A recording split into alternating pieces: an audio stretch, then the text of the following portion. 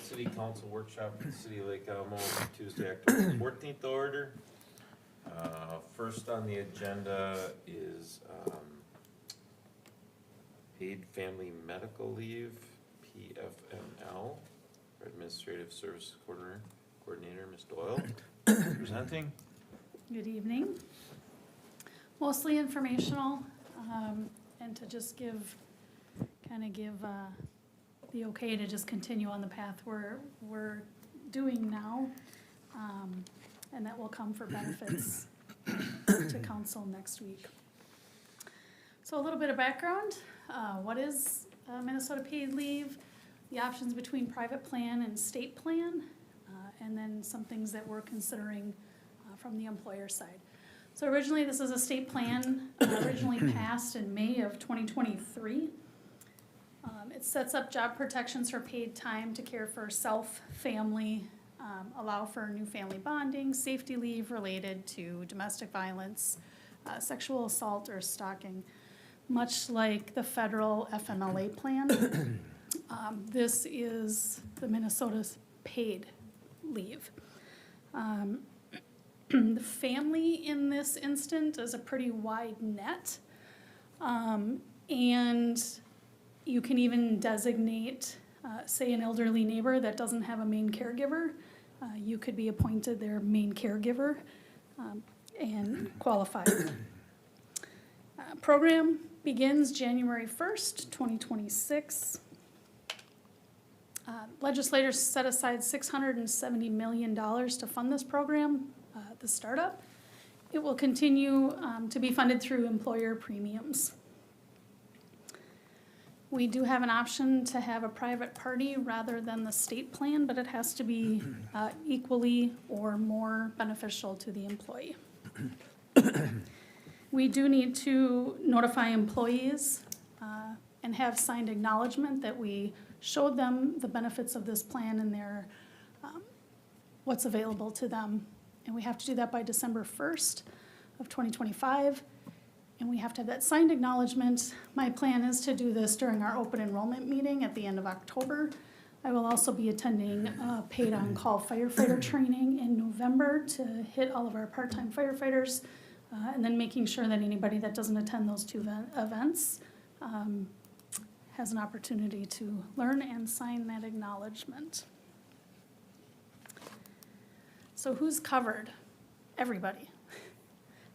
Full-time, part-time, interns, seasonal, you as elected officials, as long as they make at least 5.3% of the state's annual wage, average annual wage of $3,900 a year. Those employees that live in Wisconsin are also covered as long as 50% of their time is spent working in Minnesota.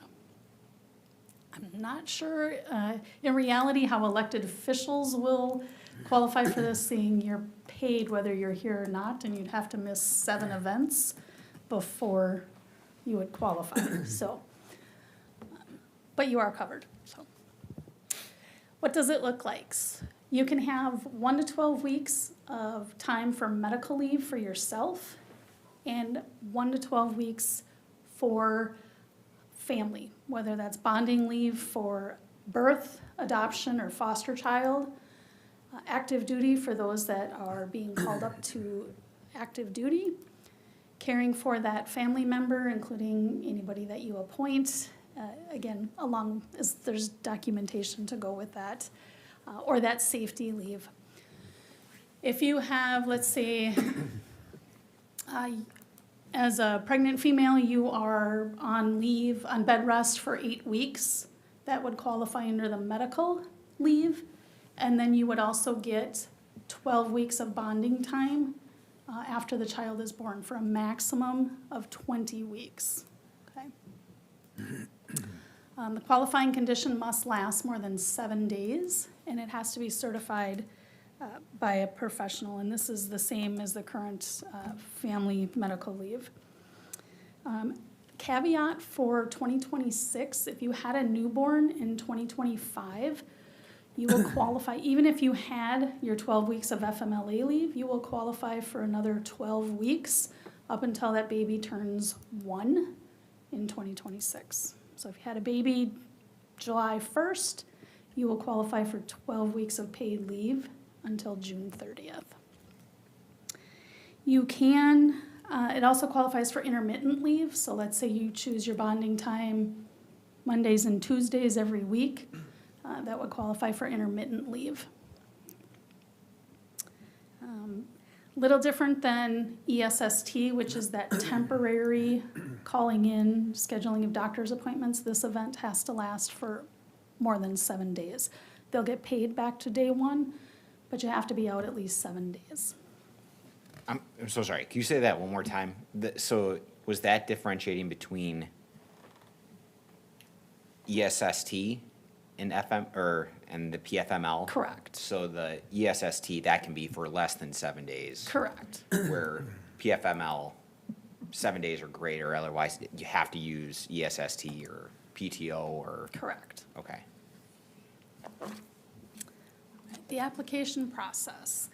Employees will be required to notify the employer. This is actually one of the first questions they'll come across, whether it's on the state plan or the private plan, that they have to notify the employer first.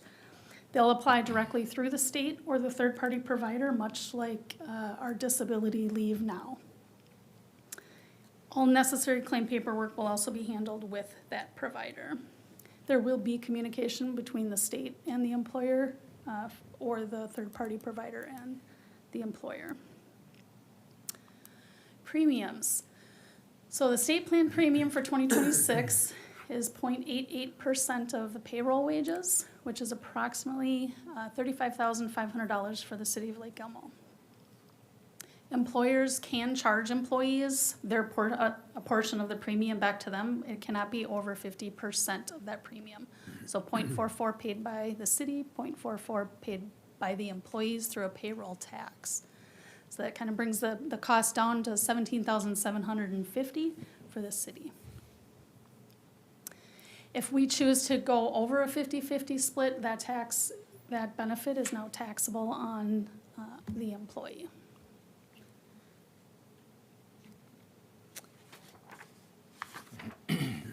What does that look like? So if an employee is making $60,000 a year, their premium would be $264 a year, or approximately $10.15 per payroll. If they're making $100,000, that's $440 a year, or $16.92 a payroll.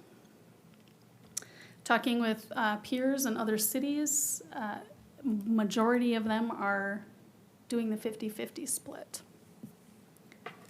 We would need to talk with labor unions and sign an MOU with this caveat of 50-50.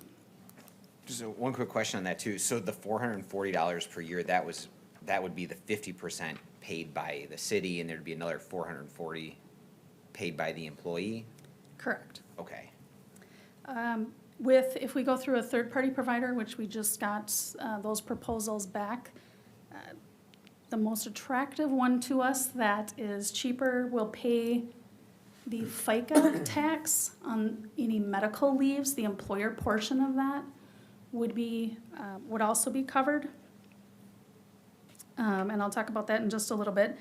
That rate comes in at 0.76 as the wages, which is a 0.38 split, bringing that cost down for the employee and the employer from $10.15 a payroll for $60,000 down to $877.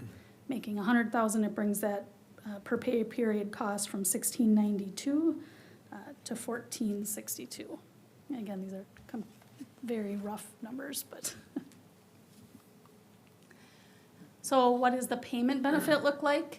Based on current wages, you would get paid between 55 and 90% of your wages, up to the state max average weekly wage of $1,423 per week.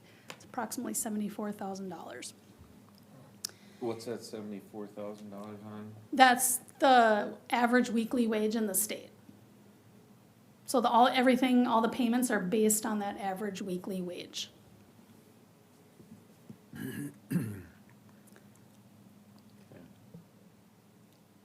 So if you're earning less or equal to 50% of that wage,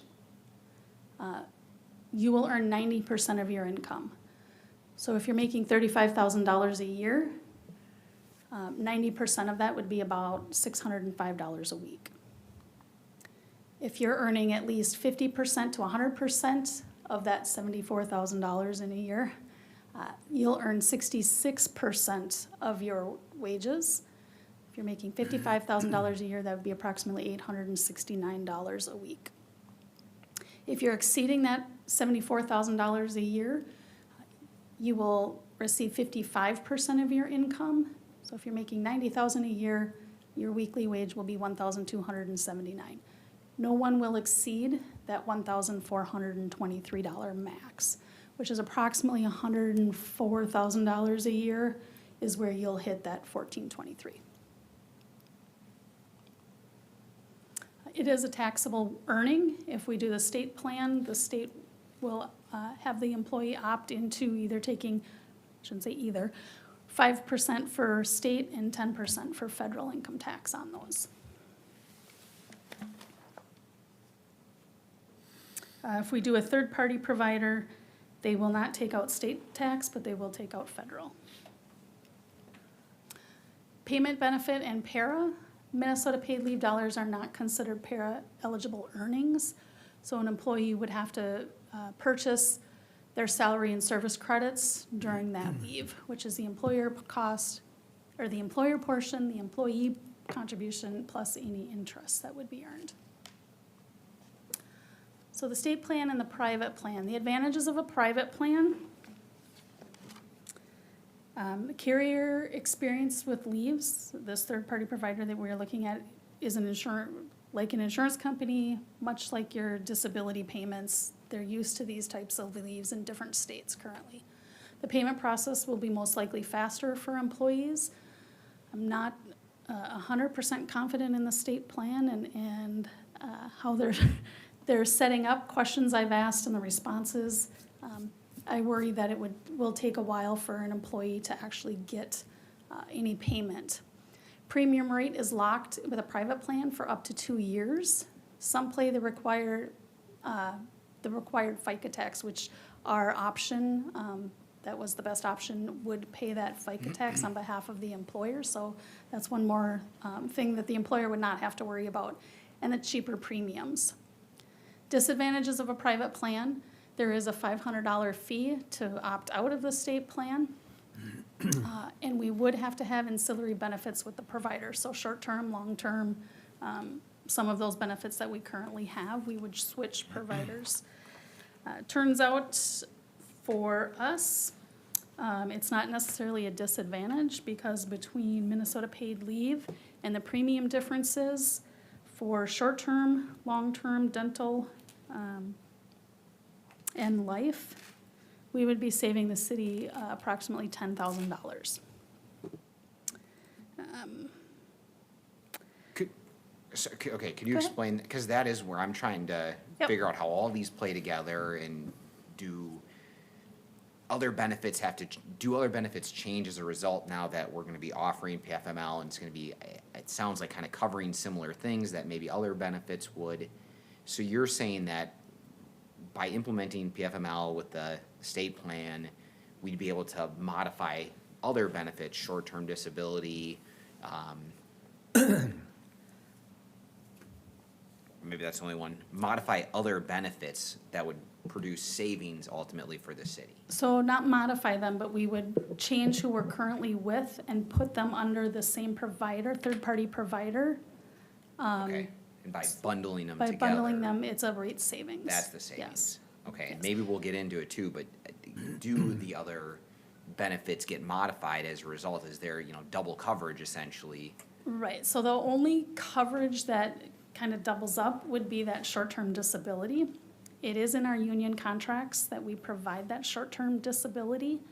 The rates for that, however, will drop to nearly nothing because the providers know you're most likely not going to use it. You could use it if you had an employee that exhausted all their Minnesota paid leave Sure. and then had another event.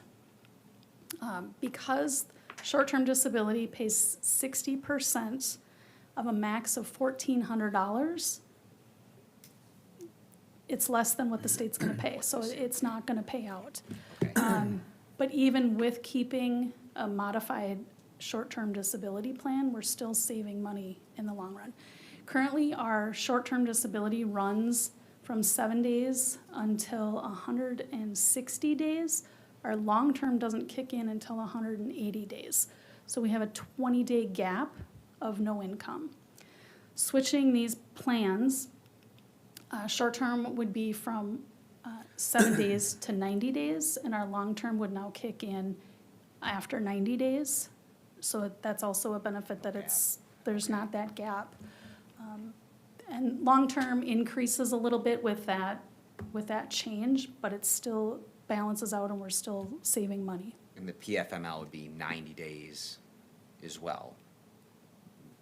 7 to 90? It's 12 weeks, right, it's 12 weeks, So about but if, 90. right, it's Okay. about 90 days unless you're using it as an intermittent type of leave, correct? Okay.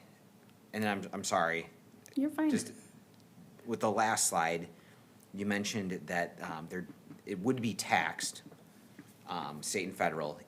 That's only if the benefit is used, correct? It's not getting Correct. taxed when we're putting that Correct. into the plan. It's- Correct. If it's used, you get, Yep, those earnings are taxed for it. taxable Okay, earnings. got it. Correct. and then I guess that my next question was with this, the intermittent bonding, or you mentioned intermittent bonding time or the intermittent use. So, because you had mentioned, right, the ESST, there's no minimum length of time that you have to take, where with PFML, it has to be 7 days or greater.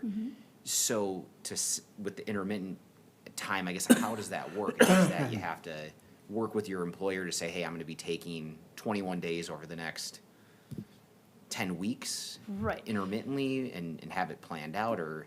Right, so it's a total of 12 weeks, it's not point A to 12 weeks. So for example, let's say Okay. your spouse is getting chemotherapy every Monday for the next 6 months. Sure. We have the documentation, certified documentation from a professional.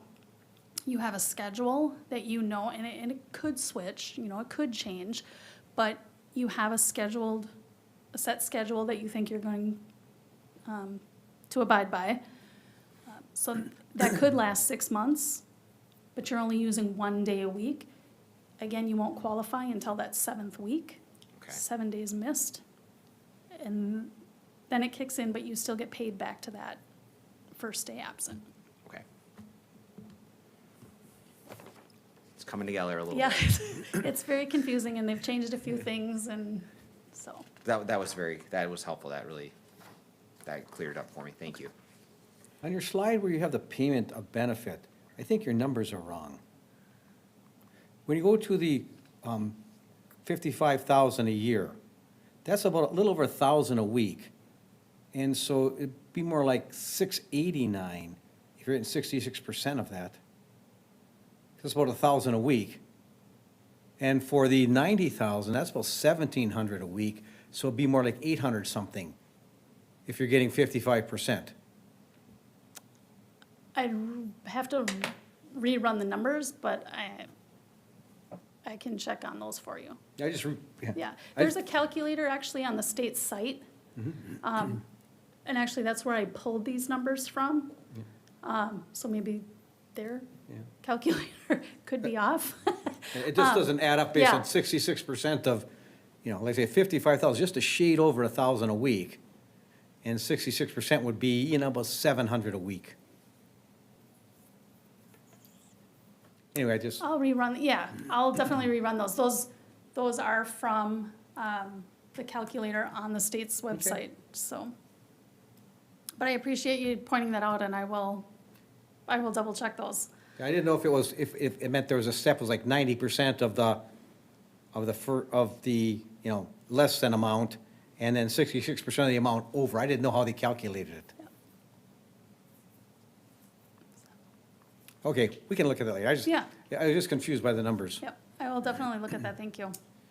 And one question about, it said the advantage for private was a faster payment for employees? What is that mean exactly, faster? Right. So the providers have been doing paid leaves. They have a system in place. This is what they do.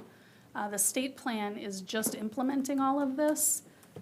They're saying it would take 5 days for payment. With the interactions I've had with the state, I'm a little doubtful that that goal is gonna be met. At least once in the beginning that it's up and running, Right, so, okay, thank you. all right. Again, this is that short-term disability question, so, again, it is in our union contract through 2026 that we provide that benefit. And we will look at that once contracts come up next year, so. Supplemental income through use of accrued time. So one of the questions that we have to answer is, do we allow employees to use their accrued time to offset or supplement their earnings that they're getting from the state with what they would normally receive? I would be in favor of this. Keeps employees' income consistent and encourages the use of their accrued time. Our current policy does state if they have the time, they have to use it, but we can't force them to use it for paid leave, so. What does Lake Elmo need to decide? Will we allow the use of that supplemental income? I would say yes, that we should move in that direction, but defer to you. Will we use a private third-party plan or use the state plan? I think because of the cost savings and the opportunity to have all of our ancillary benefits under one provider, I would recommend using that third-party provider. Is that third-party provider also our insurance plan or no? It is not. It's Mutual of Omaha, and we don't have any of our plans with them right now. Okay. Are there other companies in the private world offering that Yes. besides Mutual of Omaha? Yes, our broker did RFPs Yeah, and compared a few plans, and Mutual of Omaha is the one that came in with the best bang for the buck with Okay. what they offer. So, and it's a 2-year rate lock. The state can increase their premium next year up to 1.1% of payroll. So we are locked in at that 0.76 for 2 years if we sign with a third party. And then what percent of the premium will we put on the employees? Are we gonna split that 50-50? and so if we don't, never mind. I think we have to cover 50%. Right. Correct. Do more, We do more, but then Then it's that's taxed on taxed, it. right? It's now a taxable benefit for them. Yeah.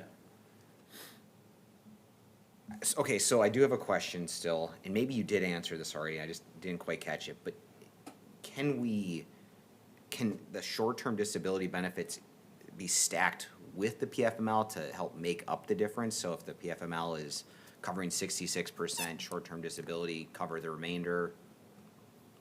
No, so the way short-term disability works is it pays out, looking at other income that would be coming in. So they won't pay more than 60% of the income, and they won't pay over $1,400. So if you're earning, if you're making $35,000 a year, you're already receiving 90% of your income, so it's just not gonna pay. Okay, and even if short-term disability would have to pay a lesser amount than that to make up the difference between what PFML, that's not, they can't be No. stacked together to Correct. It comes increase to the their total amount. total income, Okay. considering other payments being received. Got it, okay, that makes sense. Any other questions?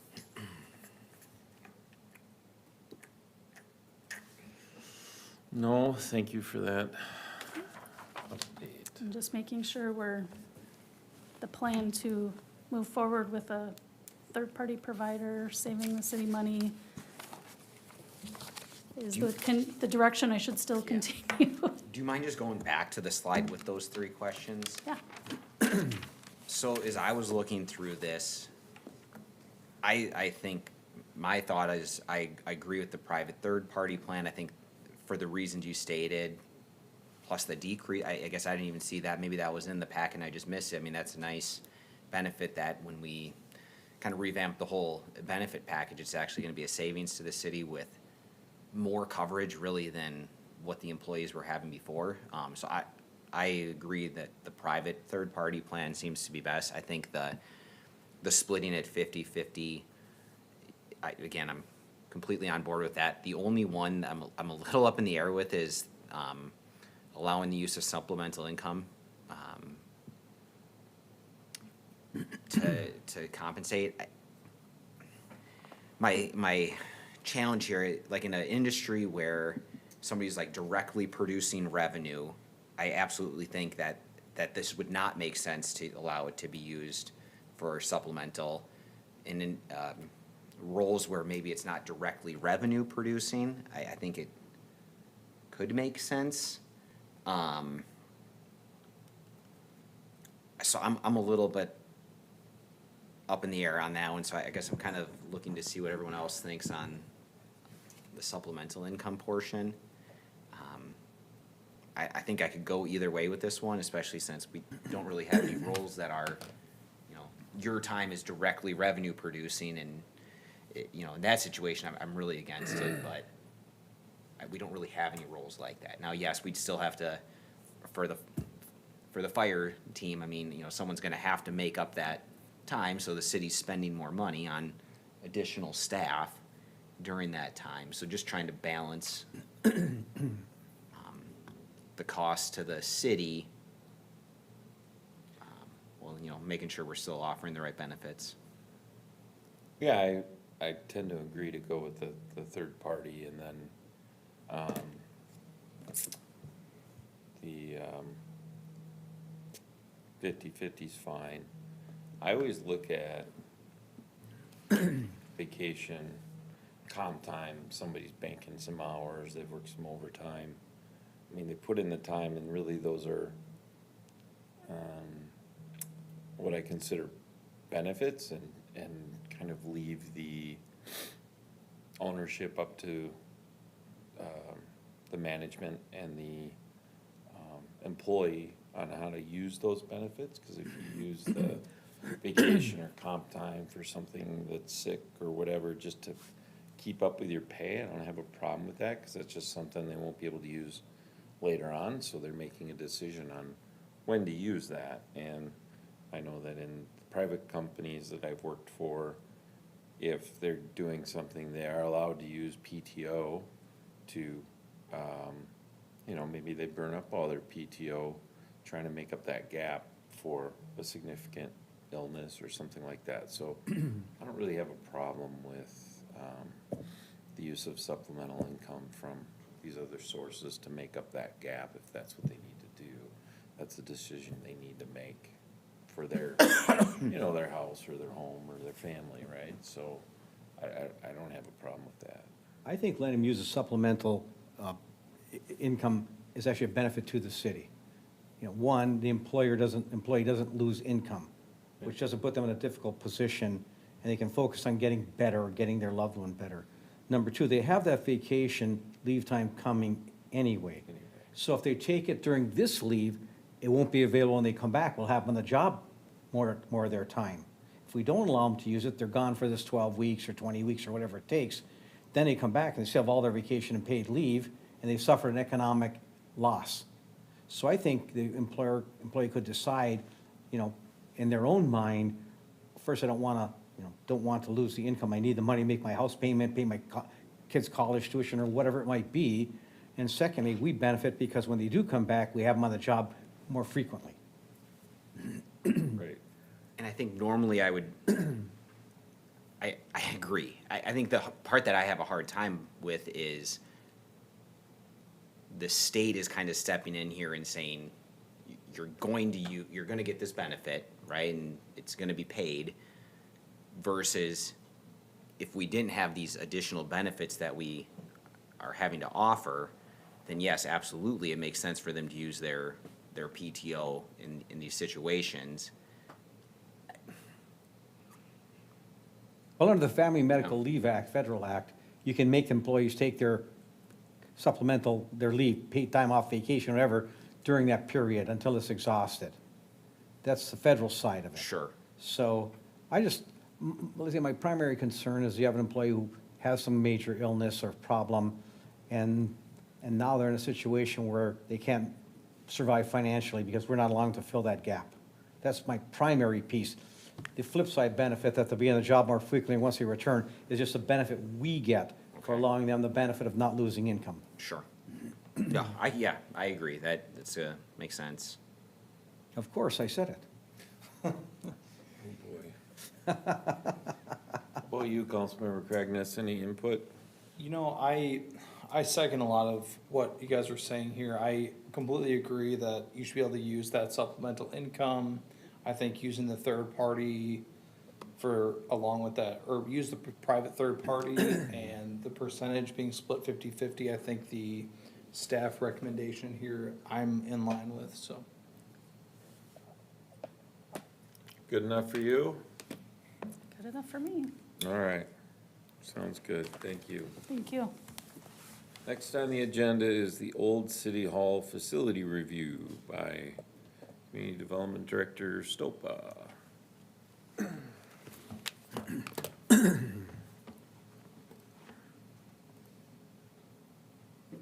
right, good evening. Here talking about the old city hall.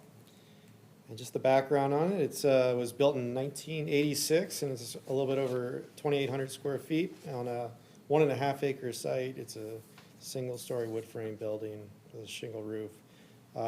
As you all know, we moved into the new city hall in 2023. That building has been leased from time to time, but is currently considered vacant. It is used for meeting space at times. The building needs considerable repair according to the space needs study from 2017, which was included as an attachment. Another thing to bring up is the EDA in their work plan plans to review all surplus publicly owned property in 2026. But this process will also go to the Parks Commission, the Planning Commission, and obviously to the council. We get calls from time to time about facilities or just lots in the city. So really the issue before the council is, big picture is, what does the council want to do with the building? And I came up with 6 options. I'm sure there's more options here, but this is just kind of start the conversation. What you think would make the most sense, but one of the first ones is we hear is demolish the building for green space and retain or eliminate the existing parking lot. 2 would be demolish the building and expand the parking lot. 3 would sell the building for business use. We could let people know that it is available and try to determine the interest. Parking could be located in the back, or a new parking lot could possibly be placed in the front, but it would be fairly small. Lease the building to a business, same issues with parking. We could keep the building and revisit the issue next year. The other thing too, it's kind of similar, but monitor the school site and potentially partner with them, with the future developers on the school site. So the space needs study in 2017, if you haven't read it, it was basically trying to determine where the new city hall should go, kind of combining fire station. There was different options. But what they did was they evaluated the old fire station and basically said, the old city hall, and they basically said that there were $1,000 of urgent issues, 862,000 of short-term issues, a little bit over 80,000 midterm, and 38,000 long-term issues. And that 420,000 of the short-term issues are related to the exterior envelope. Just from talking to staff, I don't think much work has been done on the building since then.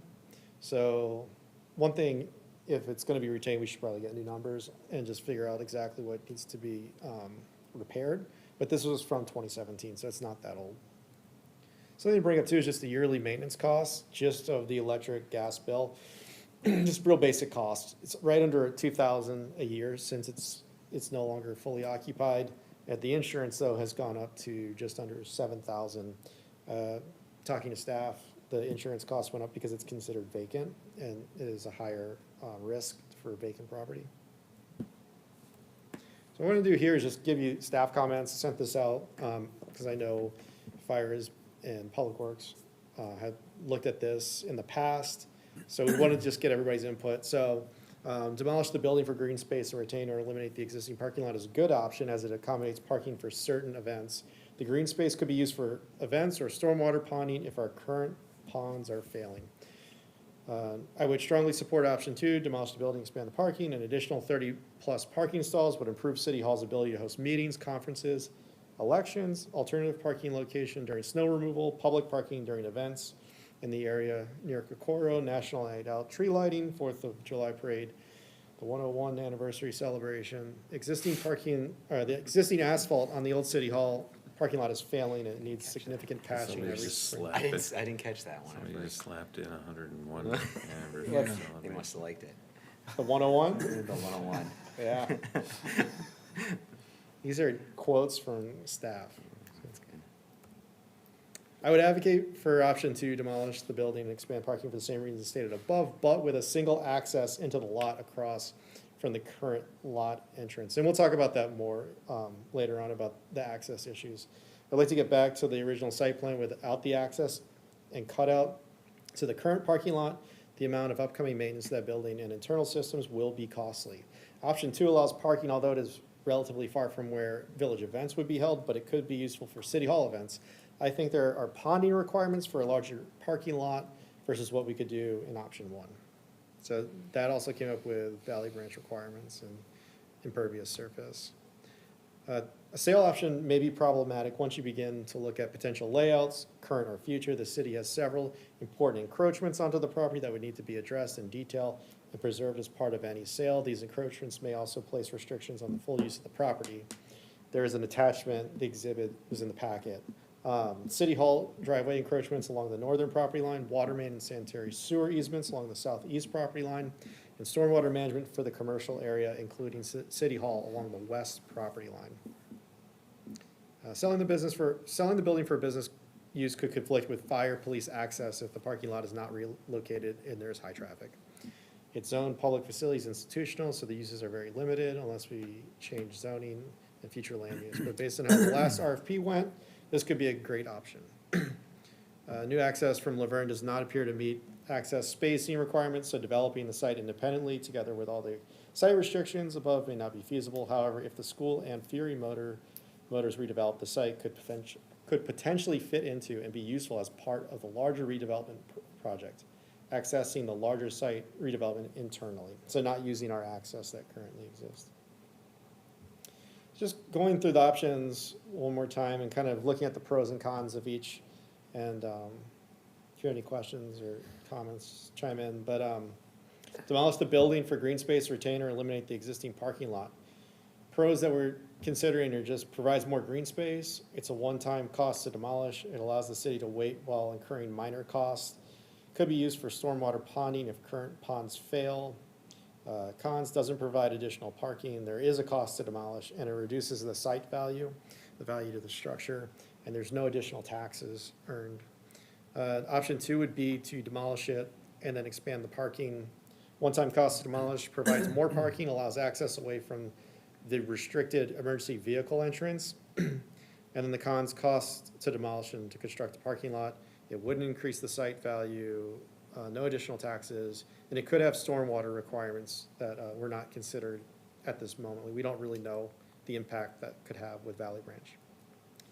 Option 3, sell the building to a business. Pros, no cost to demolish, would increase site value, would generate taxes, reduces potential for more parking. These are the cons. Business parking would have to be located between Laverne and the building. Access would most likely be through City Hall's entrance off Laverne. Increased traffic adjacent to the emergency vehicle access. Utility easements could restrict use, and we could have stormwater requirements. Lease the building, there's no cost to demolish, would increase site value, could generate sales tax. Retaining ownership could provide site flexibility in the future. Reduces potential for more parking. Business parking would have to be located between Laverne and the building. Access would most likely be through City Hall's entrance. Really the same thing with the sale, it's pretty similar. And then the keep and revisit is just, there's no cost to demolish right now. Retaining ownership could provide site flexibility in the future. The cons, it reduces potential for more parking now. a cost to maintain related to uncertain timing, so we'll be continuing to pay those costs. And then monitor the school site and partner with future developers. So for the pros, it would retain ownership or possibly sell. The development could receive more housing density if they partnered with us. Could provide site flexibility in the future. It could be a parking lot or some other use. The site could be accessed through the abutting parcel, so you don't have the site access.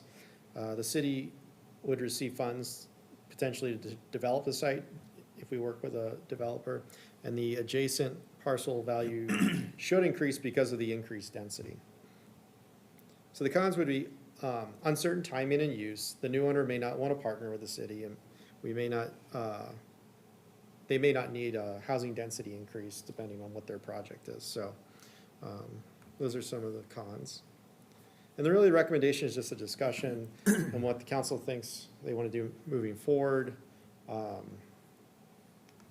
Like I said, if there's other options that you're considering, just any discussion on the topic would be great. So I had one thought, and this might be a terrible thought, so just tell me, but Chief Kills, could this be used as a training facility for putting out small fires or clearing rooms, things like that? We'd give that building its money's worth for about 6 months to a year. We could probably squeeze some things out of there, but long-term, no. We have Okay. the training site in, East Metro Training Site in Maplewood that we would use.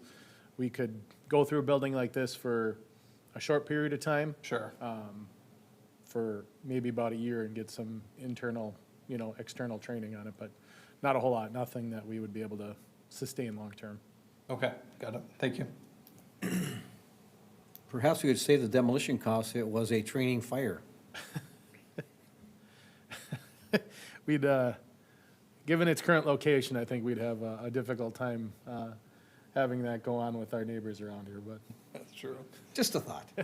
You do it the 101st, Right. We need A whole fireworks new then. type of demo, yeah. There you go. fireworks. So the second exhibit in there, Jason, is that, it shows a new public roadway?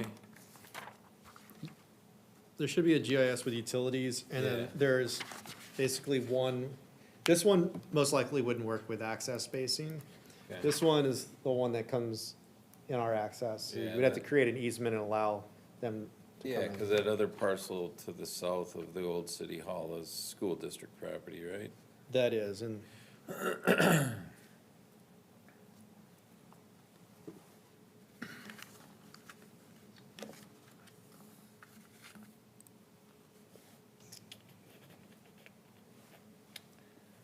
I think some conversation with the commercial owner directly to the south might have some benefit. I mean, my sense is selling it is probably the right decision, but I think if it was some discussion perhaps on an option with the developer to the south, he may say, no, we're not interested at all, or whatever, okay, Are you talking about the old Fury site? yeah. Yeah, but there's a gap between that and the old city hall.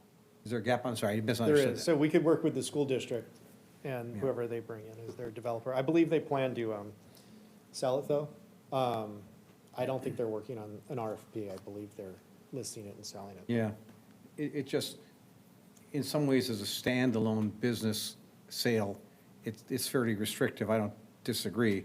You might find maybe a single, sole practicing attorney or someone who might have some interest like that, but, my sense is selling it and putting it back on the tax rolls is our best long-term interest. I just don't know enough about how you might develop it, it's, One of the things that came up is it's possible, we haven't explored this, but if the city wants a parking lot, they could get the parking lot and partner with the developer. So they benefit from the density and we benefit from having the parking lot. So that's part of that option 6. We would start looking at ways that it would benefit the city. What, because I know once you go beyond the cut where the front parking lot here has the access to Laverne on the south side, it's no vehicle entry to the west beyond there. So really anything parking wise, I mean, I don't know how you, maybe you move the no vehicles, maybe you move that back to the west a little bit, but,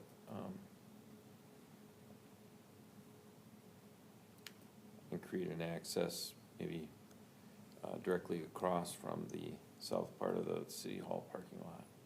That, following me there? The access would come in through the existing parking lot and then immediately go to the, You gotta go to Left? the south, yeah, you'd have to take a left, where that where that tree is now. Mhm. Just because we have the do not enter posts right. there, right? And that was a concern brought up by, fire too, is just the traffic going back and parking in the Yeah. back. You'd have to cordon that off towards the front. And working with a developer, though, it's possible that that street would most likely become 37th if it was a large housing development and connect to the 37th that's going into North Star. So if it was a partnership, you could bring that access through that 37th, which is just a private road right now. Oh, sure. What are some of those short-term repairs that it's adding up to over $800,000? I wish I knew all of them. There is a section, I believe, in that study that has a breakdown from the Okay. contractor. I can get back to you on that. I believe I did attach the entire document, though. I think it's in the appendix. Okay.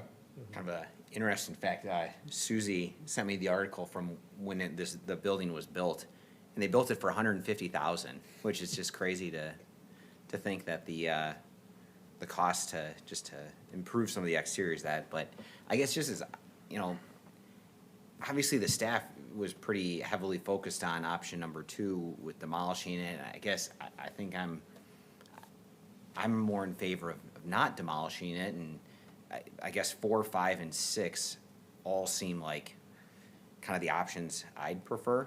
4 with leasing, so we still have a little bit of control. If we can't get somebody to lease it, then great, then it kind of bleeds over to 5 and 6 where we're just revisiting it next year, monitoring what happens with the school site, the Fury site.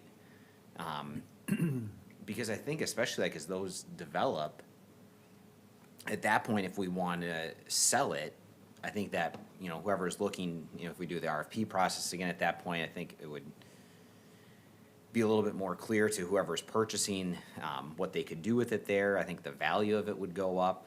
So I think we could sell it for quite a bit more.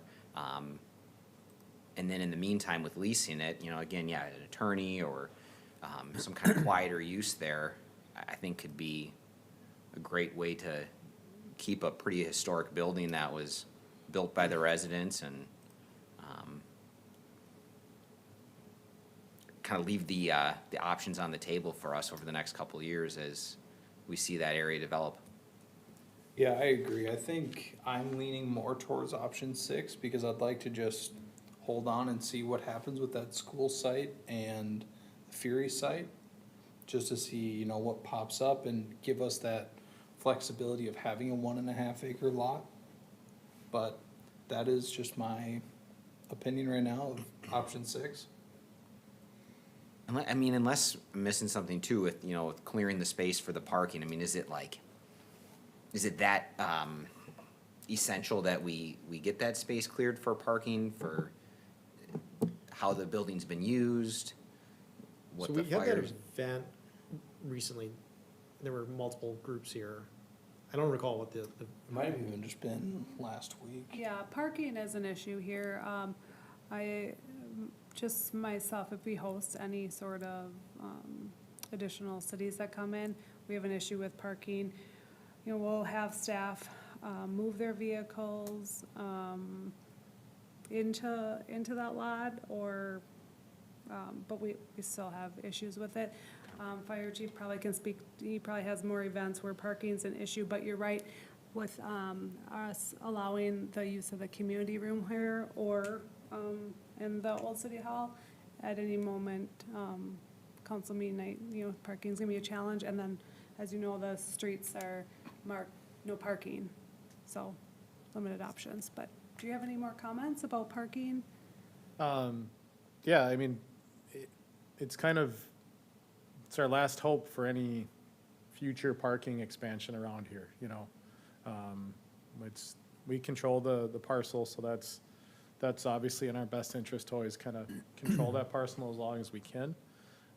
Whether it's completely controlled by us or in the future, you know, some of it goes off to something else.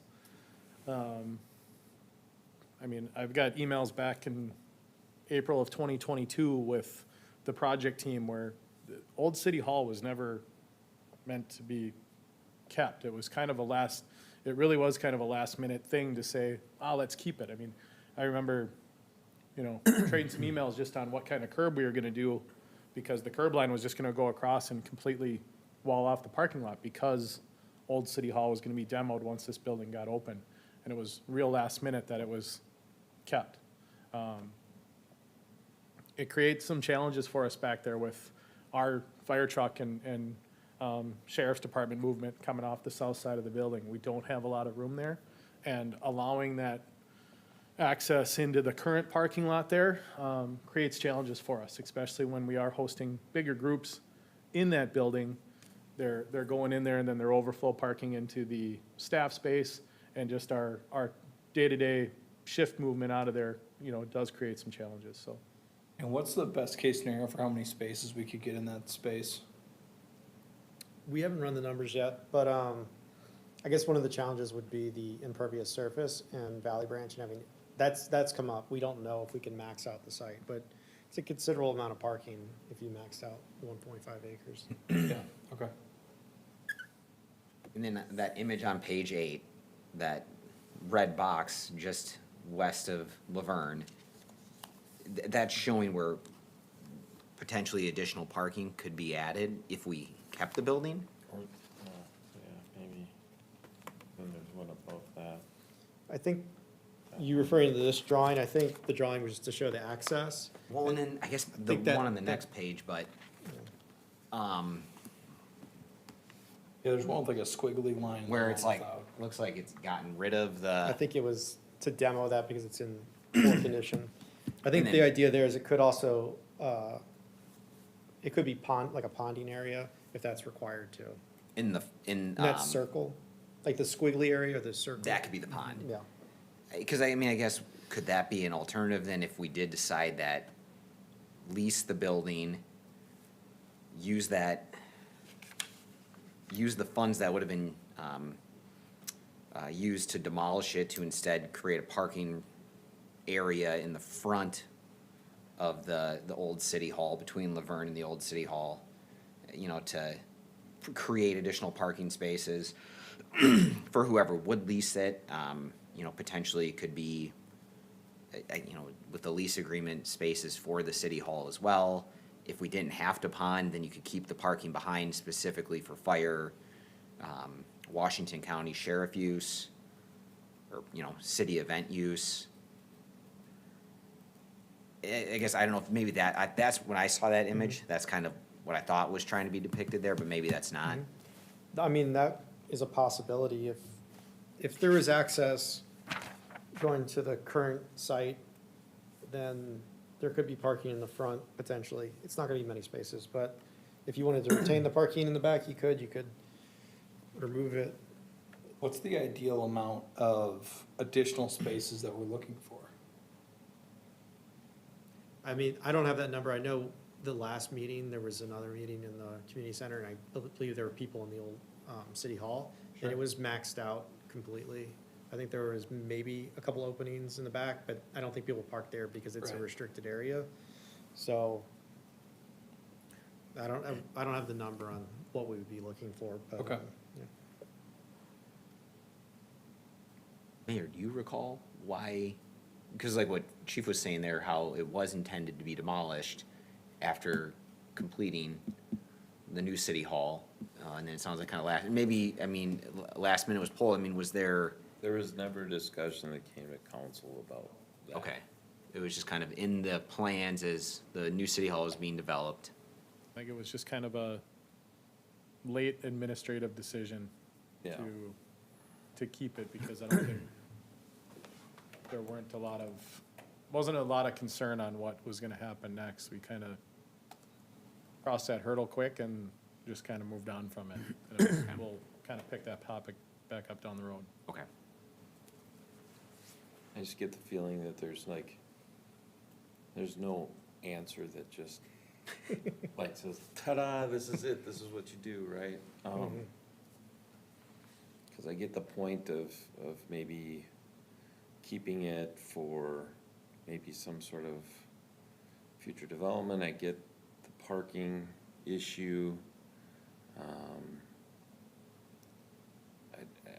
I think that the building itself, its value as a building is not that high.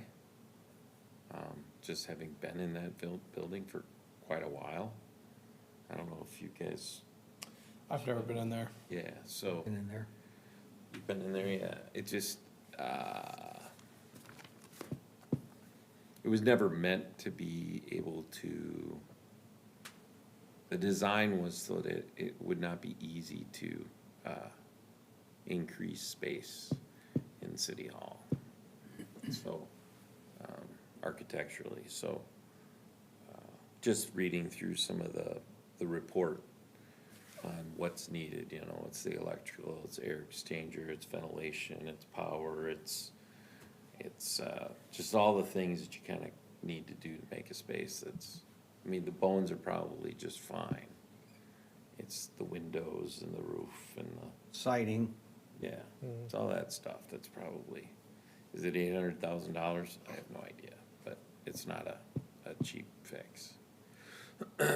Do we have any idea on what the cost to raise that building is? We haven't got that number. well, maybe what we need to get a better understanding is what are the parking needs? If we truly have parking needs here at City Hall, that we have to meet, you know, today and going to the future, I'm not opposed to going along with a parking lot there. I think, we have to get some sense of what will be that need, and then, you know, crazy part of me says in the interim, maybe what we need to do is cannibalize the building and quit incurring expenses. Do we need to continue to heat it and have electricity and those kinds of things? You know, you can go in there and dump antifreeze in the toilets and traps and things like that, and so it won't freeze up and bust, shut off the water, shut off the electricity, shut off the heat, and minimize our expenses, while we then go take a look and evaluate what our parking needs truly are. And if that whole space needs to be used for parking to make our city hall effective and functioning, that may be the best choice. Guess it would be interesting to entertain the idea of a, maybe not with the access coming out on Laverne, but the access coming from near the south parking lot. If there's, I don't know how you do any sort of, market research to see if that building would be, useful to, a company as far as in selling it and having a business in there and putting it on the taxable roll. Maybe it turns out that it doesn't really have that value. In that case, then I think your decision's pretty easy, but I think without knowing if that's what kind of revenue stream or what might be interested in that, it's kind of hard to make a call on that. I mean, the easy button is take the building down and expand parking, that's just, okay, but I think that eliminates opportunities too. So I'd like to know if those opportunities exist. I don't know how to I answer think that question. one thing that could be really appealing for this, and it could be a win-win, is if, you know, if we want to create some revenue from it, but we also want to keep the options available to see what develops with the Fury, with the old school. Something that would be very lucrative to any business is a shorter lease term. I mean, Woodbury, you can't get anything for shorter than 10 years. And for a lot of new businesses, that's pretty daunting. So, you know, to your question, I think there would be a lot of interest with the types of businesses, you know, the small businesses that Lake Elmo draws. I think there could be significant interest for somebody looking to lease that for a 1-year contract, a 2-year contract, buying us some time to kind of see what happens around the area. And But in the short term, you need to address the parking, because we don't want people coming in to access the back parking lot for that building, so there's so if we're a, gonna go there's the an lease, up, investment you'd have to. that you'd have to do on the front side.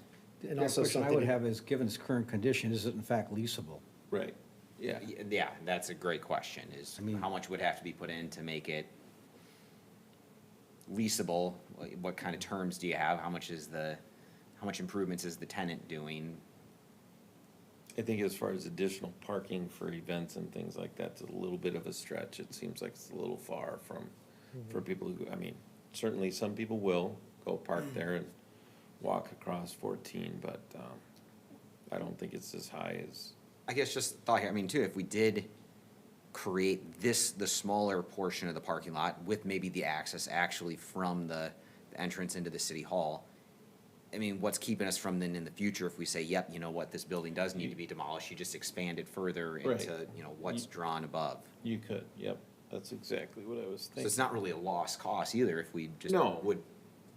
would say, hey, you know what, we're gonna build 1/3 of this parking lot, make it accessible, so then whoever wants to lease the building can use that, there's additional parking spaces. If no one leases it, well, then the city hall has more parking spaces, and if someone does lease it, well, you know, now the city has a nice revenue Do you have stream. any idea on how you could see if it's even leasable? if it's, I'd like occupiable or if people would Yeah. like it.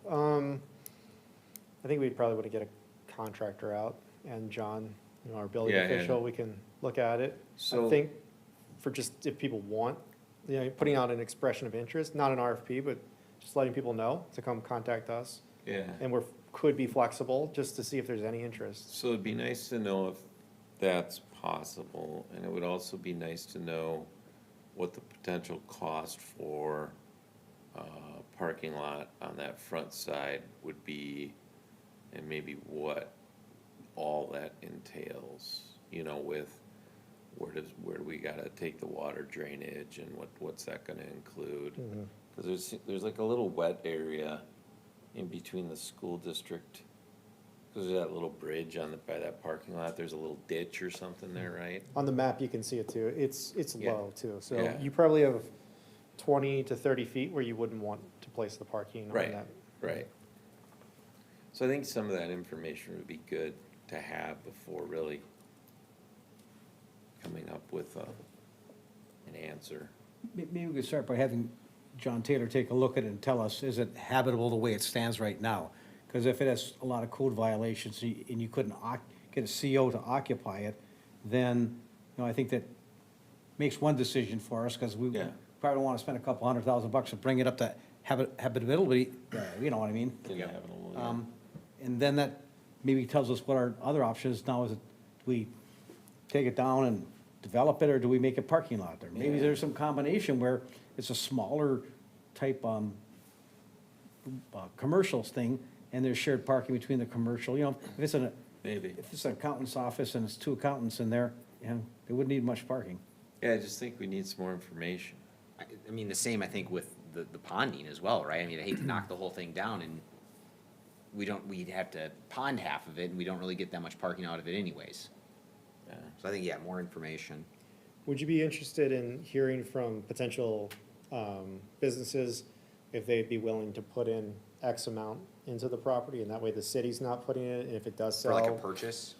it would be a lease, but Lease. they would An basically pay for the improvements, but if we did sell, Yeah. they would essentially get that money back in the sale. Right. They would, Right. Sure. yeah, if you're talking about like a short-term lease, Yeah, it would be interesting, yeah. just, I mean, okay. it's more info, yeah. yeah, so I mean, I the feel like ti- with the RFP process, I mean, you probably have a lot of potentially interested parties that, you know, are looking to do some sort of business. there's a possibility that I was thinking of maybe like 2, Okay.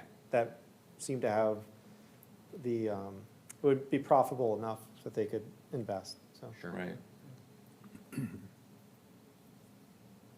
And then really for like city council meetings, and I mean, depending on what it is, but, you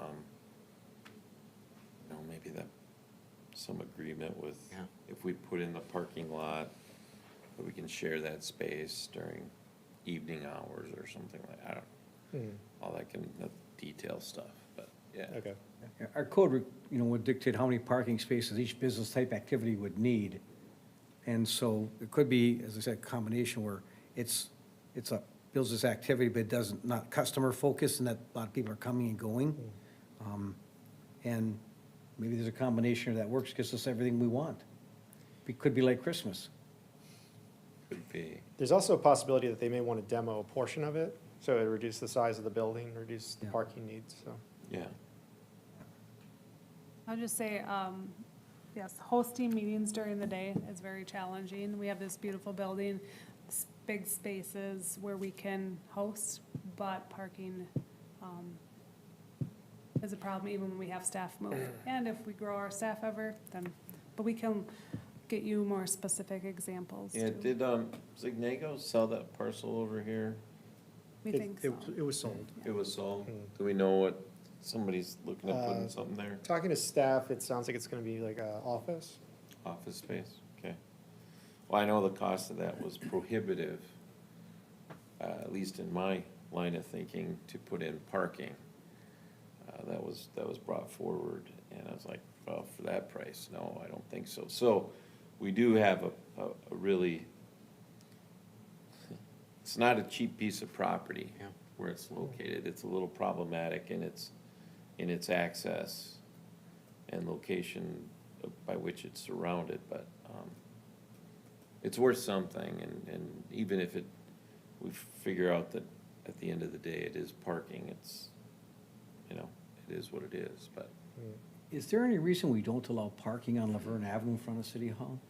it's both sides are no parking. I'm We lay- thinking part of that's probably, fire access to and from You just the saying, you know, vehicles. parking on one side? Yeah, it seems wide enough, I don't know. Seems if wide the- enough that, you know, I know the only time we talked is just making sure we had enough clearance coming in and out.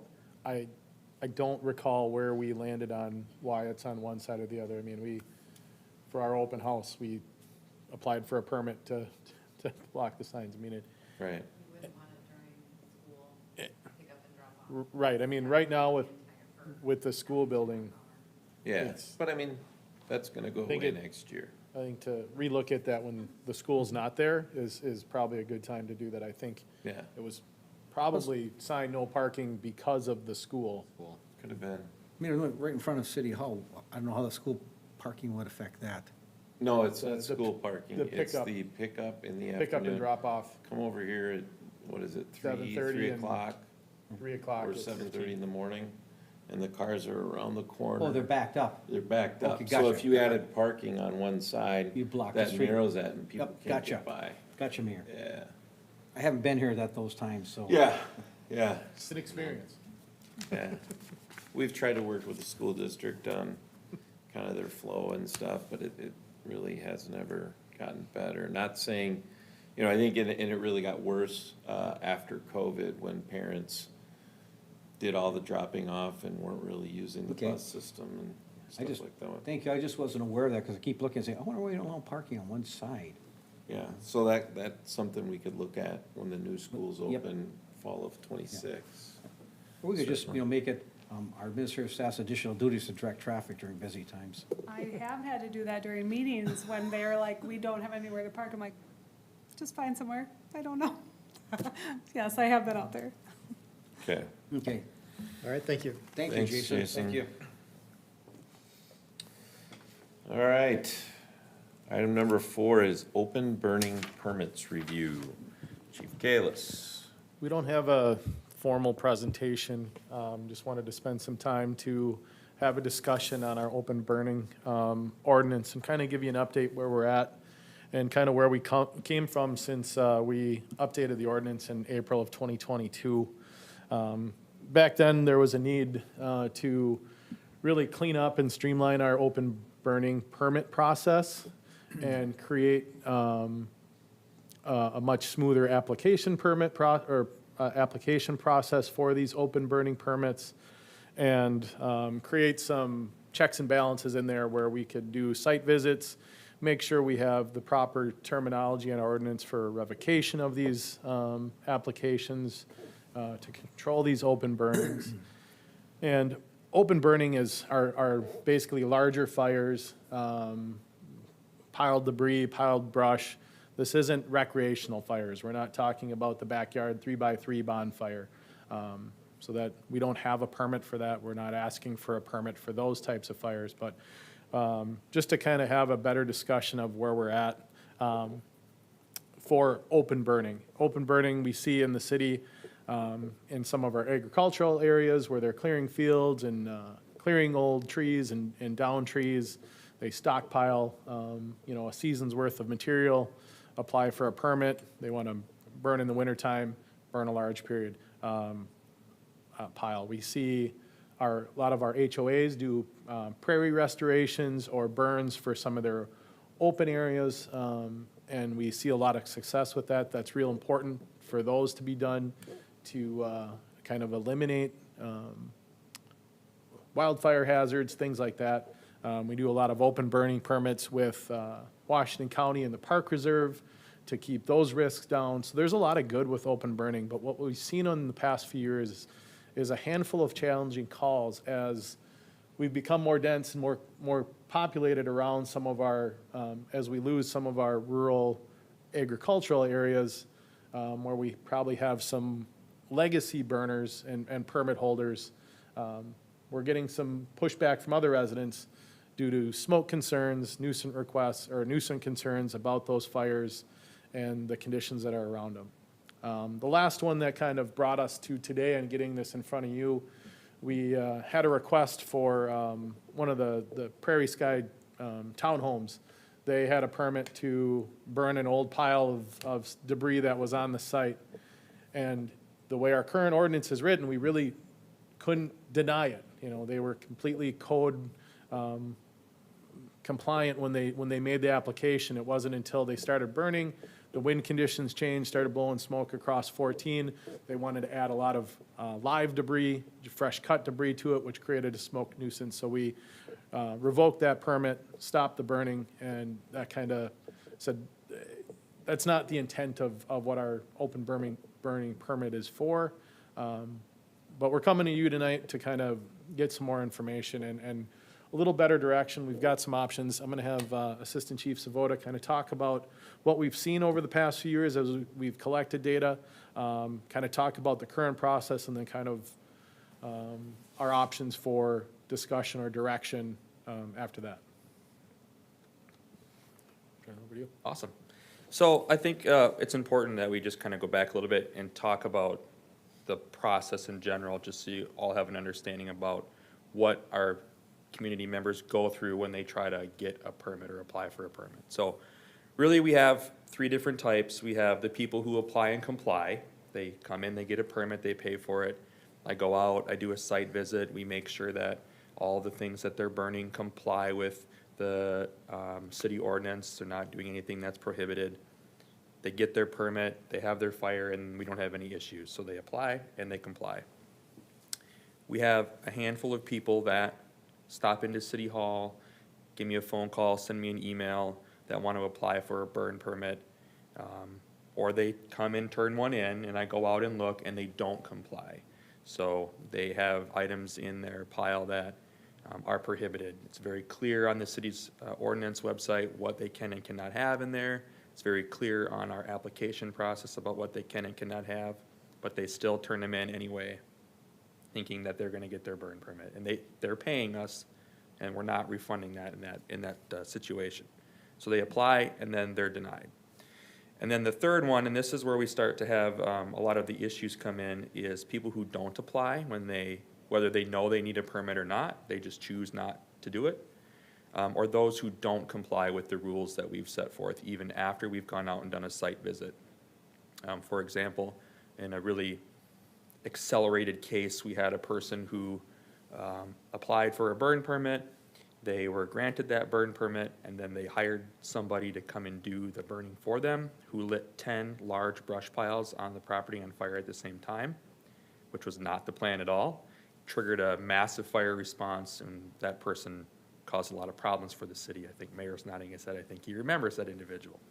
Caused a lot of problems for us for like a week worth of time on dealing with that. So that's an extreme, but I'm seeing more and more frequently people are applying for burn permits, especially in the Old Village area. They're more the newer residential areas where there's absolutely no way we're going to issue a permit for that. They're trying to pile things up by sheds, smoke dissipating into neighborhoods, too close to the property line, things of that nature. So I think the discussion that we want to have is, as the city grows, we really want to make sure that we're continuing to set the stage appropriately with being safe about open burning. And that goes from the perspective of, are they doing it appropriately within the means of the permit itself and following the rules that we set forth? But also, are they being a good neighbor? That's a huge part of what it is that we're trying to do with this as well. So I guess, I'm not sure if you had a chance to look at some of the recommendations that we proposed, but, an extreme would be just to eliminate all open burning through the entire city in its in the city's entirety. Well, that's not fair. First of all, we have a lot of people that, like I said, apply and comply. They've been doing it for years. They have maybe a large acreage or something, or a farm field where they've been piling things up and burning, and we've never had any complaints. They do it safely. There's no reason for us to punish those people for doing something that they've been doing appropriately for a long period of time. So, although it is an option, I don't think it is the best option for what we want to try to do. Number two, and what's more favorable, is to potentially restrict open burning in certain areas of the city. Maybe areas that are considered residential, the newer village, or the old village, some of the newer neighborhoods, things of that nature. Kind of reduces the likelihood of us having those nuisance calls, but then still gives people the opportunity that have the space to do it. The only thing that we would want to make sure we keep as an exception with that option is prairie restorations. So currently, we only ever allow people to do prairie restorations that hire a licensed contractor, just because of the dangers that's associated with being close to structures and running fire and things like that. So they're only ever allowed to hire a contractor to do that work now. We would allow that to continue. I did get a couple calls, mainly a couple people in the agricultural area, and they were, they like number two. And I think that's, we always, like you said, there's the extreme case, right?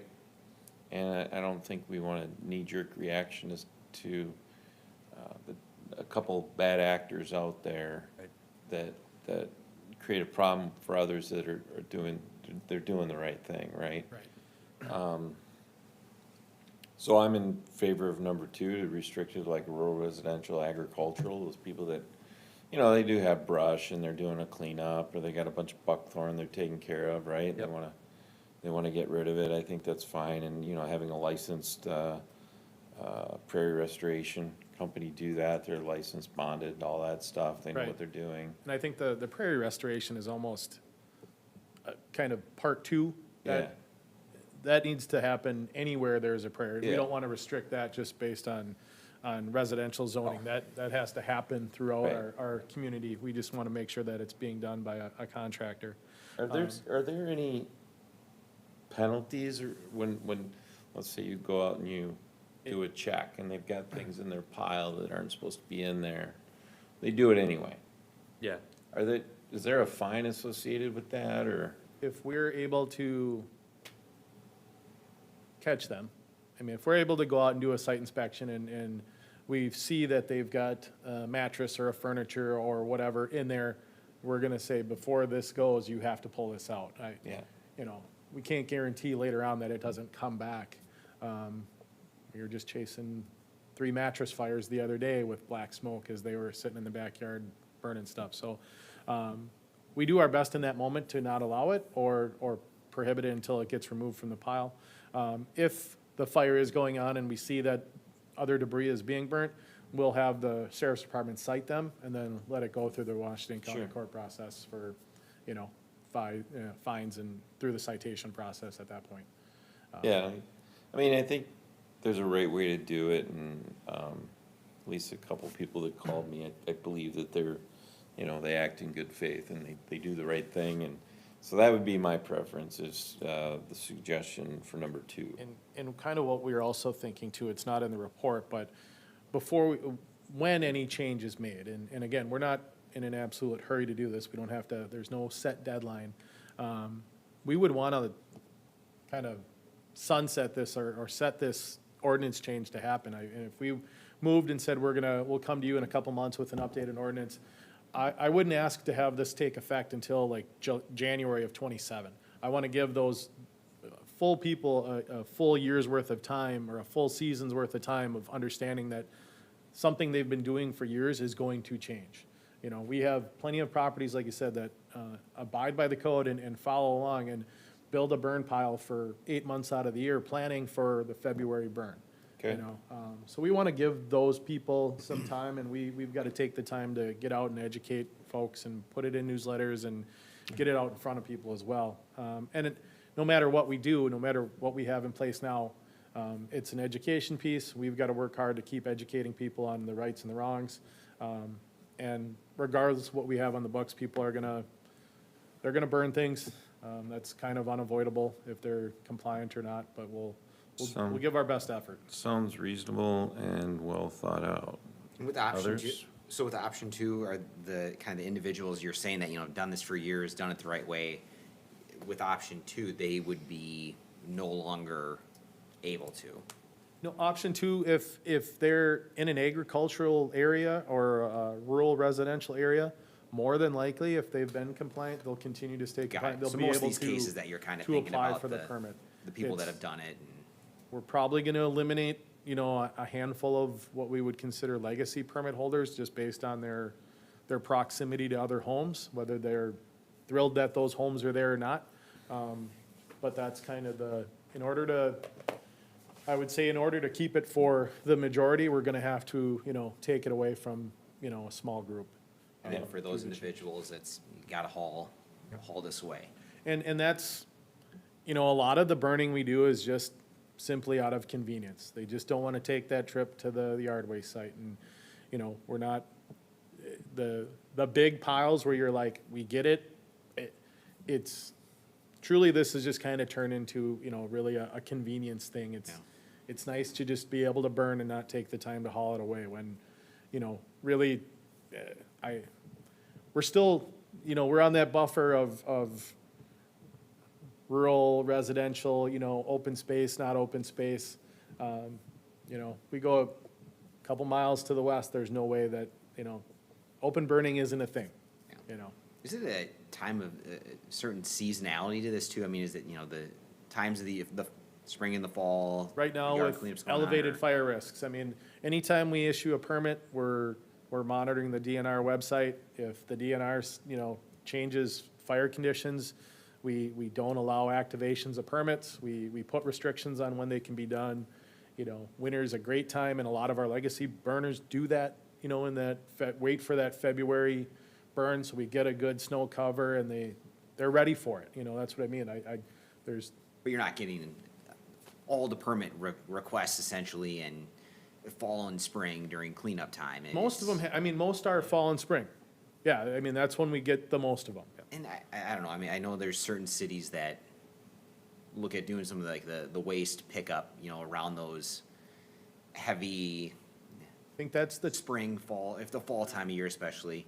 I mean, if we did a brush cleanup, I mean, that would help residents, but they still have to load it up and haul it to Public Works or somewhere. I mean, once you haul it up, you've got 3 options. You can go to, Or, Hugo, Forest Lake, you can go down to the new site, wherever it's gonna be, and And again, maybe this is just, it's not something this city can do, but I know there's cities that, you put everything out in the front yard and a service comes in, picks it up and brings it to the site.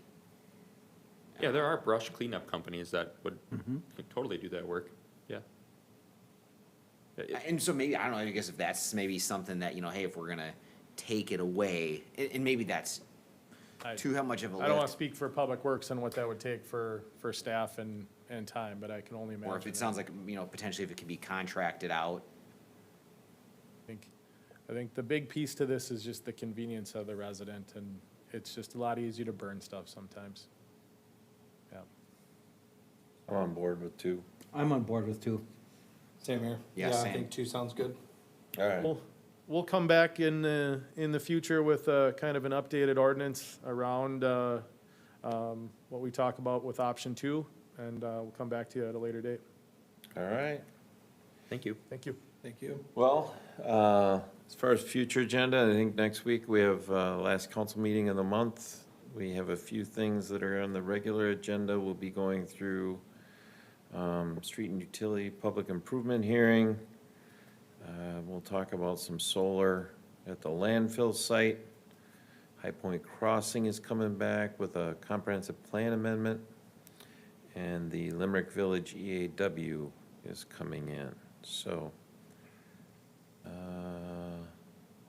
I want to adopt final assessment role for 2025 street and utility improvements along with the Stillwater Area School District utility improvements. So with that, we'll adjourn this evening's meeting at, well, let's call it 8 o'clock. Thank you.